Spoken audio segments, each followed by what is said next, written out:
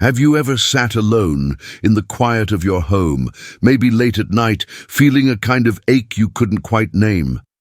Not loneliness exactly, but something deeper, like the fading memory of being truly seen, truly understood. You look back and wonder what happened to love, what happened to the easy laughter, the warm conversations, the feeling of sitting next to someone who just got you.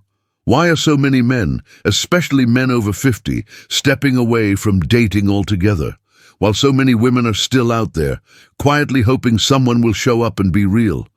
If you're a man in your 50s or 60s, or a woman, who's been trying to understand one, you've likely felt this too.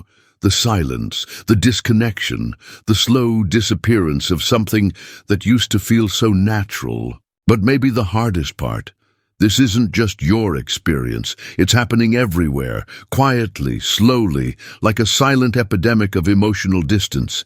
And it's reshaping how we connect, especially in this season of life when love was supposed to get easier, not harder. So today I want to walk beside you through this shift. We'll look at why so many good men are pulling away, what women are really feeling on the other side of it, and what it takes to bridge that growing silence before it becomes permanent. Because no matter how disconnected things may feel right now, all hope isn't lost. Stick around, because at the end, I'll share one small but powerful idea, something that could be the first real step back toward closeness, even if it's been years. And if you've ever found yourself lying awake at night asking, what happened? Just drop a comment below, say, I hear this, or share your story. I read every word, because silence has taken enough from us already. So let's begin, because love, even in its quietest moments, still deserves a voice. You don't hear about it on the evening news. No one's talking about it at family dinners or writing about it in magazine headlines.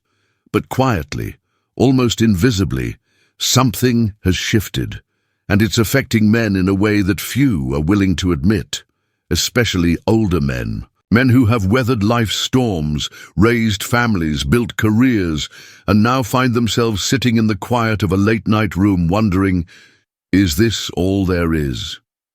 More and more men over 50 are giving up on love. Not with a bang, but with a sigh. No big declarations, no heated breakups, just a slow stepping back. They aren't telling anyone. They're not making it a movement. But you can feel it. You can see it in the way they avoid eye contact in grocery stores, in the way they scroll through dating apps but never message anyone, in the way they've stopped hoping that connection is something meant for them. Some are divorced and emotionally done. Others never married and quietly carry that question of why not. Some live in houses where the silence has grown louder than the conversations.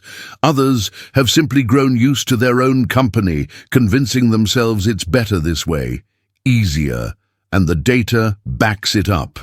Male singleness is climbing. Mental health struggles are climbing with it. And when it comes to romantic relationships, fewer men are making the effort.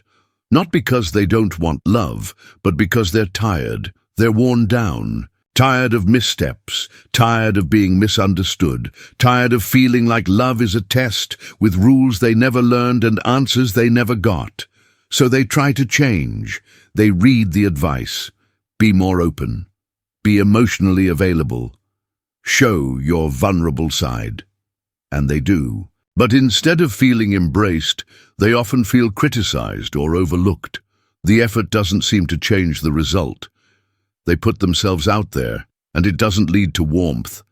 It leads to silence, or worse, confusion. Eventually, a man starts asking himself, what's the point? And when that question settles in for too long, something shifts inside. He stops trying. Not because he doesn't care, but because he's trying to protect what's left of his self-worth. And here's what most people miss. These men still want love. They still want closeness. They crave it. But not if it means losing themselves to get it. Not if it means constantly having to question their value. Not if it feels like every step toward connection is just one more opportunity to fail. This isn't just a male issue. It's not a one-sided story. Because when men back away like this, it reshapes how women experience love too. And that ripple effect, it changes everything. We're going to talk about that. But before we do, we have to understand one simple truth. The world men were raised in no longer exists, and the dating world they're entering now doesn't feel built for them. Let's talk about why that matters. If you were born before 1975, you likely remember a world where the rules between men and women felt more straightforward. You knew your role. You knew hers.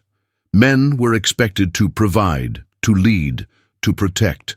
Women were often encouraged to support, to nurture, to follow. That system had plenty of flaws.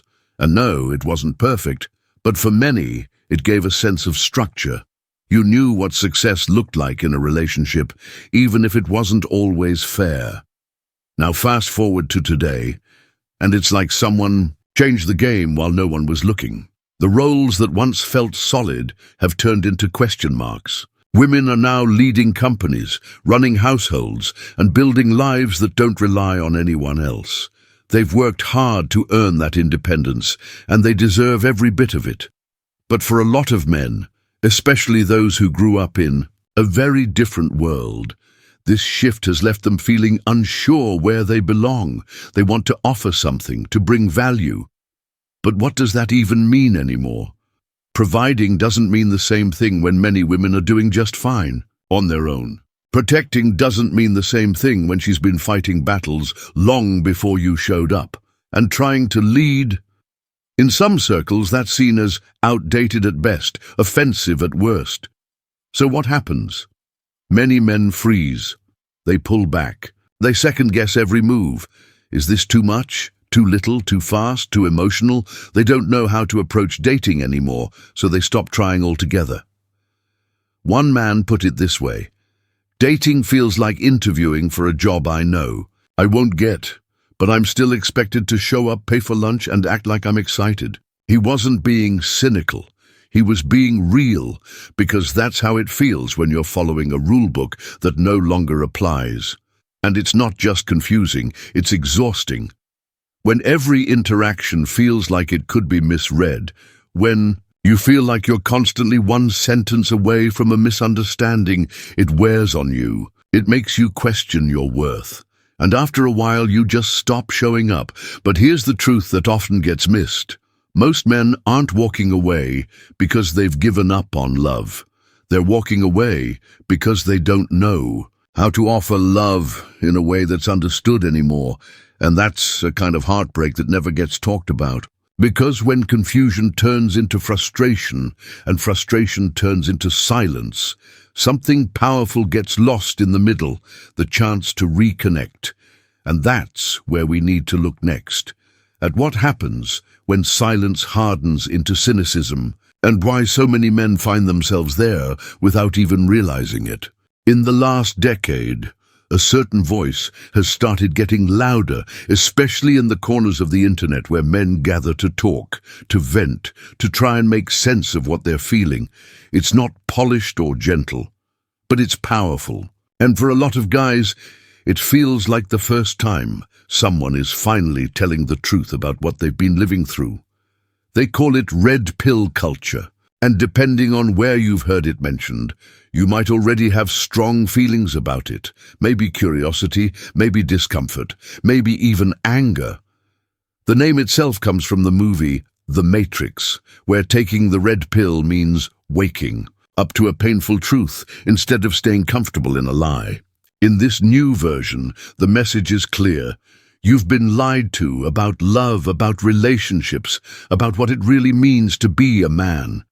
It speaks directly to men who feel invisible, who did all the things they were told would make them good. Partners, be nice, be open, be supportive, only to be passed over, friend-zoned, or ignored altogether. It tells them what they already suspect, that women are only interested in the top 10 or 20% of men, the ones who have the money, the status, the charisma, and for many men, especially those in their 50s or 60s, that hits home.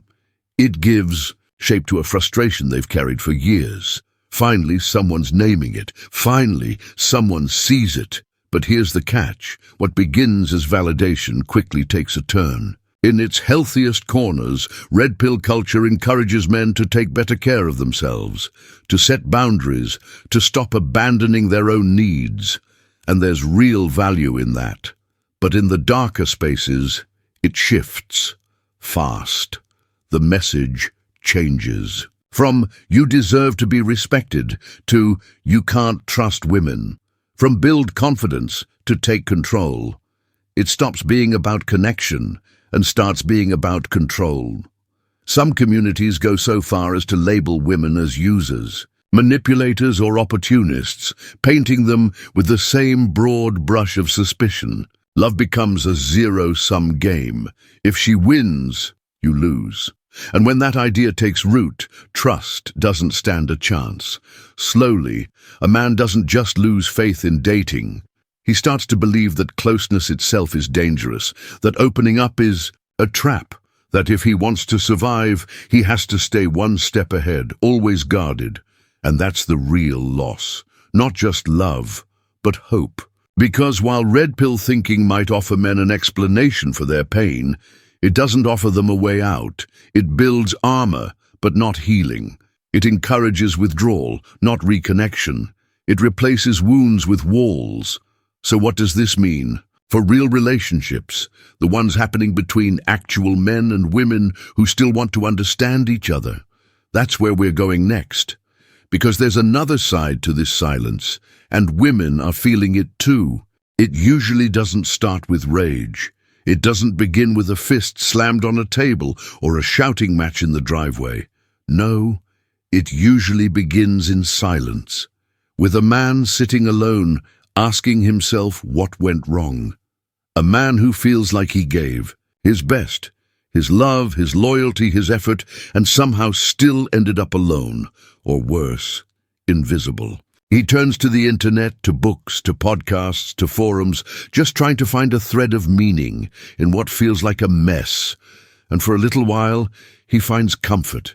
He hears voices saying, "You're not alone. You're not crazy. This is what happened to you." It feels good to be understood. It feels like someone finally sees what he's been carrying. But then slowly, something in the tone begins to change. What started as support begins to shift. The language grows colder. The words start to sting, not because they hurt him, but because they encourage him to hurt others. What once felt like a hand on the shoulder now feels like a push toward blame. Women stop being people in these conversations. They become targets, traps, threats. The message shifts from healing to hiding, from connection to control. And the man who once just wanted to love and be loved starts building walls higher than he ever imagined. But it doesn't always look like rage. It's rarely loud. Most of the time, it shows up as withdrawal. He stops calling, stops asking questions, stops trying. Maybe he's still polite, maybe he still shows up, still goes through the motions, but his heart isn't in it anymore, not because it doesn't matter to him, but because somewhere deep inside it matters too much. And he doesn't know how to risk it again. This kind of quiet anger is tricky because it doesn't look like anger. It looks like indifference. It looks like apathy. But beneath that numbness is a man who still wants love, desperately, who still wants to be touched, held, heard. He just doesn't know how to ask for that without feeling weak or foolish. This is where healing has to begin, not with louder advice, not with more judgment, but with compassion, with someone saying, "Hey, I see you, and you don't have to go through this alone." Because real healing doesn't come from shutting down. It comes from softening, from trusting again. And anger. It might feel powerful in the short run, but it doesn't build bridges. It doesn't warm a bed. It doesn't heal the aching quiet in your chest when no one is around. So the real question is this: what happens when we let go of the need to be right and start listening instead? What happens when we meet anger with grace, confusion with curiosity, and fear with care? Let's talk about what that looks like, starting with what women are feeling on the other side of all this. While many men are quietly retreating from love, emotionally pulling back or simply giving up, countless women are standing in that same silence, feeling just as confused, just as wounded, just as unsure of what to do next. And the hardest part? They often don't know why it's happening. They sense the distance, but they don't always understand where it's coming from. So they wait, they hope, they wonder if it's something they did or something they didn't do. For women over 50, the promise that love would get easier with time hasn't exactly come true. If anything, it feels more complicated. It's not that they want someone to take care of them. Most of them have taken care of themselves for decades. What they want, what they quietly ache for, is someone who sees them. Not just as a mother or a caregiver or a woman with responsibilities, but as a woman, as someone who still has a spark, who still wants to laugh, who still wants to be held without it meaning anything more than, "I'm here, I see you." But what they often get in return is distance, conversations that stop short, men who seem interested then disappear, men who say they want a partner but act like commitment is a trap. They aren't mad, they're tired, and beneath that weariness is a very real fear that maybe they've become invisible, that maybe their softness isn't needed anymore, that their presence doesn't light anyone up the way it used to. The truth is, most women aren't trying to be demanding. Many have done deep work on themselves. They've forgiven what needed. Forgiving, they've stayed open, even when it would have been easier to shut down. But when men pull away, it confirms something painful they've been carrying quietly for years. That no matter how patient, how kind, how willing they are, it might never be enough to bring someone close again. Here's what often gets missed. Those same men are carrying the exact same fears. The silence between them. It's not rejection, it's reflection. Two people waiting for the other to reach out first. Two hearts that want the same thing, connection, but don't know how to say it anymore without risking another letdown. It's like they're standing on opposite sides of a bridge, just far enough apart to miss each other. But it doesn't have to stay that way, because the problem isn't that we've changed too much, it's that we've forgotten how to meet in the middle. And that's what we'll explore next. Why love feels harder now than ever, and how we start rebuilding something real in a world that moves faster than the human heart was ever designed to. In a world where we can message someone on the other side of the country in seconds, why do we feel more disconnected than ever? You can text, swipe, comment, like, and scroll, but for many people over 50, all of this instant communication hasn't brought us closer. If anything, it's made love feel harder to find and even harder to hold on to. Technology promised us more connection. Dating apps were supposed to make it easier to meet someone. Social media was supposed to keep us engaged. But for people who didn't grow up in this fast-paced, swipe-right culture, the experience can feel like trying to catch a train that never slows down long enough to board. Everything feels rushed, performative, impersonal. There was a time when love grew out of shared time, real presence, and the slow unfolding of conversation. You got to know someone gradually.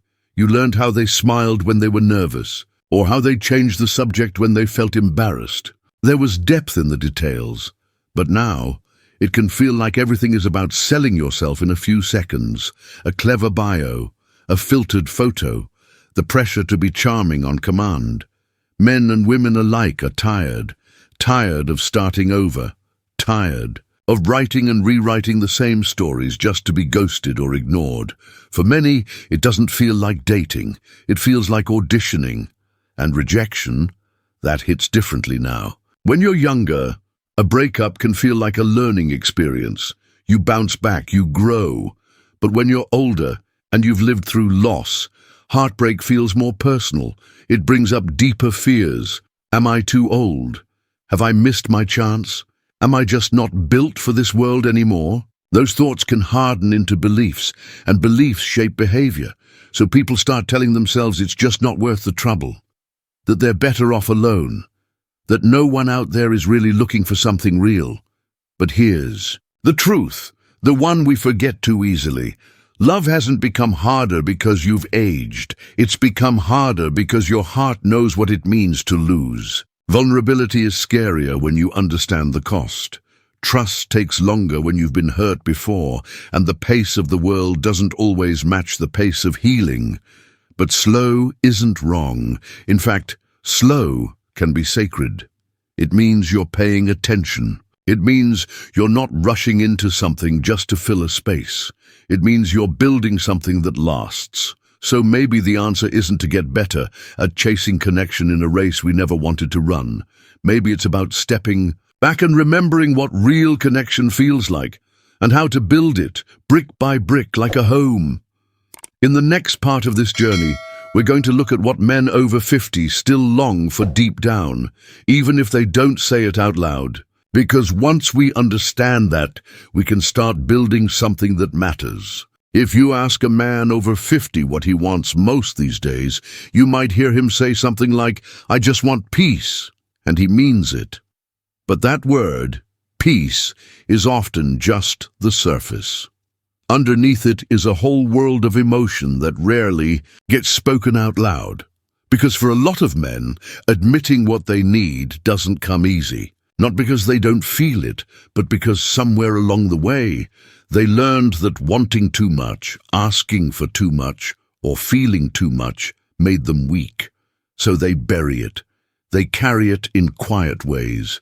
In the way they sit a little too long in the garage, in the way they scroll through old photos but don't talk about the memories, in the way they say, "I'm fine," even when they're not. But if you were to really ask them, if you caught them in a rare moment of honesty, they'd tell you they still want to be chosen, not just needed, not just appreciated for what they do, but truly chosen for who they are. They want to feel like their presence still means something, that when they walk into a room, someone lights up, that their life still holds value beyond the bills they pay or the help they offer. They want affection, real affection, a touch that says, "I see you," not just, "Thanks for helping with the groceries." They want to laugh with someone who gets their sense of humor, to have someone who reaches for their hand without being asked, someone who lets them be strong but also gives them space to be soft. Most of all, they want to feel safe, not just physically but emotionally.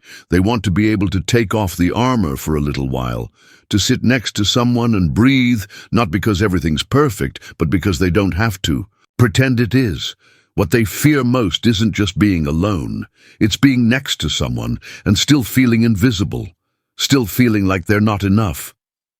But there is hope in this, because it's never too late to be seen. It's never too late to be loved in the way that says you don't have to prove anything anymore. You just have to be here, be real, be you. And maybe, just maybe, that kind of love is still possible. In the next part of this journey, we'll step into the hearts of women over 50 and the quiet longing they carry too. Just like the men, women over 50 carry quiet longings they rarely speak out loud. But their silence comes not from a lack of desire. It comes from years of putting everyone else first. They've been the dependable ones, the problem solvers, the peacemakers. They've been the backbone of families, careers, and relationships, often without anyone truly stopping to ask them what they need. They've been strong because they had to be. They've held households together, been there for their kids, supported their partners through tough seasons, and in doing so, they've mastered the art of giving. But deep down, behind the calm smiles and the brave faces, many of them are quietly wondering, when will it be my turn to be cherished? They want to feel seen, not just as someone reliable or responsible, but as a woman with stories to tell, a woman who still feels beautiful on the inside, a woman who still wants to flirt a little, who wants to laugh like a teenager. Again, who wants to walk into a room and feel like she lights it up. They want to be admired, not for how much they do, but for who they are. They long for someone to look at them with appreciation, not obligation, for a touch that isn't just routine but meaningful, for conversation that doesn't feel like a task, but like an invitation. They're not looking for perfection. They're not chasing a fantasy. They just want something real, something mutual, something kind. They want a connection that doesn't feel like a transaction. They want someone who will truly listen, not just wait for their turn to speak. Someone who won't treat their independence as a threat, but as a beautiful part of who they are. Because at this point in life, most women aren't asking for a knight in shining armor. They don't want someone to rescue them, but they'd love someone to stand beside them, someone who sees their strength and still offers to hold their hand. What they fear, what many will never say out loud, is that age has made them invisible, that youth has a monopoly on beauty, that men are always looking past them instead of at them. But when a woman over 50 is truly seen, something remarkable happens. She lights up in a way that only comes from living deeply, from loving fiercely, from having weathered storms and still choosing softness. And what she gives in return, it's not just love, it's loyalty, it's grace, it's depth, it's the kind of emotional richness that doesn't come from a movie script, but from real life, from showing up again and again, even when it would have been easier to quit. So even if she doesn't always say what she wants, she hopes you'll lean in, that you'll notice, that you'll care enough to ask, that you'll stay long enough to truly see her, because when two people in the second half of life find each other, it's not about starting over, it's about starting fresh, with more wisdom, more honesty, and more courage than ever before. And now, let's pull this journey together and talk about what's possible when both sides decide to show up, fully, freely, and with hearts wide open. If you've watched this far, I want to thank you, truly, because this hasn't just been a video, it's a conversation, one that's needed to happen for a long time. We don't talk enough about the quiet ways people drift apart, about how hard it is to come back from emotional distance, but today we did. We started something that matters. Maybe you're one of those men who stopped trying, not out of anger, but out of exhaustion. Maybe you're a woman who's been staring across that emotional silence, wondering what you did wrong.